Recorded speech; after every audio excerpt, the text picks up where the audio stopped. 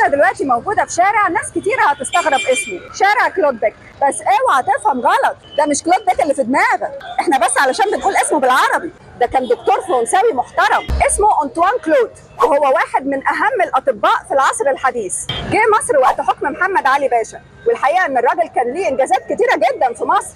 ورقه وقلم بقى وعد معايا. كلود بيك هو اللي نظم الاداره الصحيه للجيش المصري، وهو اللي اسس اول مدرسه طب حديث في مصر والعالم العربي كله، وتخرج من تحت ايده دكاتره مصريين كتار جدا، وكمان ساهم في محاربه امراض شرسه هاجمت مصر في الفتره دي زي الكوليرا والطاعون، وهو اللي اوصى ان الاطفال يطعموا ضد مرض الجدري واللي كان بيموت بسببه الالاف كل سنه، وهو كمان صاحب فكره انشاء الوحدات الصحيه وانجازات طبيه تانية كتيره جدا. يعني من الاخر كده تقدر تقول ان كلود بيك كان ليه فضل كبير جدا في النهضه الطبيه اللي حصلت في مصر، وعلشان كده كرمه محمد علي باشا واداله لقب بيك اللي هو البيت، وعمل الشارع ده كمان على اسمه كلود بيك، بس ما كانش لازم ترجمه حرفيه يعني.